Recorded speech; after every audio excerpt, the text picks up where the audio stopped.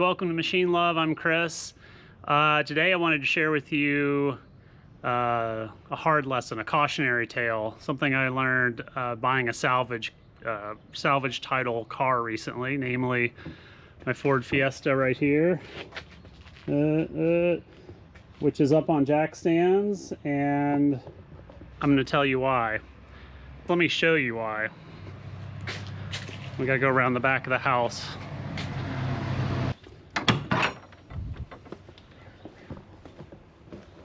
Okay, so here it is. That's the subframe cross member. So it mounts onto the car here, and then this is the control arm that holds the wheels on, basically. And so it was bent on, let me see, this side underneath here. I won't flip it over.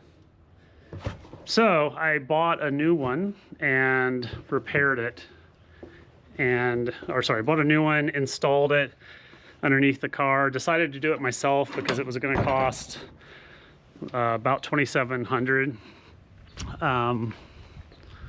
to get it repaired, and frankly, I only paid, I paid under $8,000 for the car to begin with.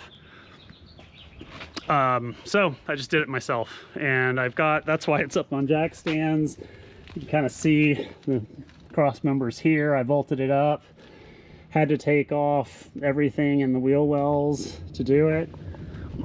So a salvage title is a car that basically has been declared a total loss by insurance. So it's been in an accident typically, or flooded, or something's happened to it to damage it so severely that the insurance company just declared it a total loss, took it from the person and paid them out for the value of the vehicle, because it would cost more to fix the vehicle than to actually just buy it from the person, basically, and give them the market value for it.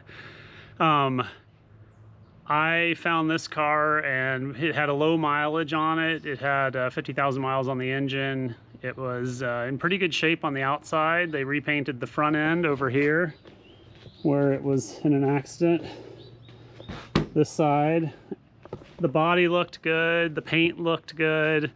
I knew it had been an accident. I knew there were some things wrong with it, so I got underneath it when I went to go pick it up, and sorry, that was my phone.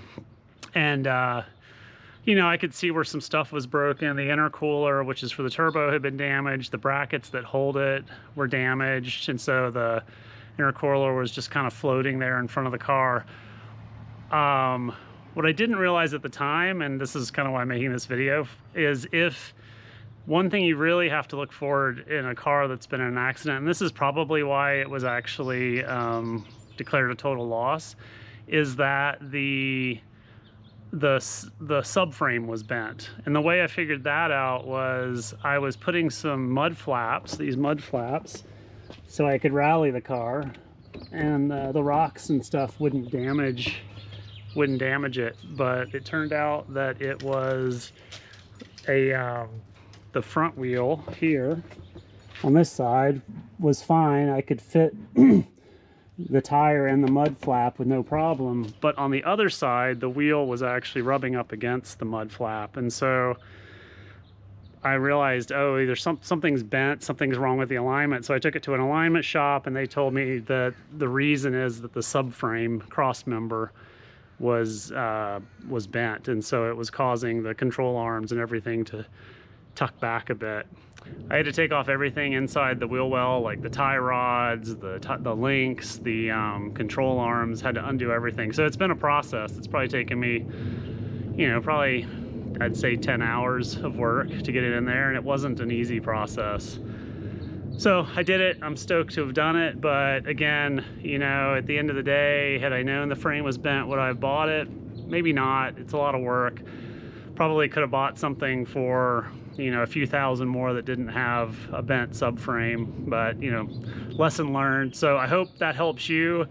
If you're gonna go buy a salvage title car, just make sure the frame isn't bent. And I guess I would what I would recommend is taking it to a shop to get a pre-purchase inspection and specifically asked them to check out the frame and make sure it's not bent, because it's an expensive fix, and it's good to know if you need to fix it and you're gonna have to shell out that money and or do the labor to fix it.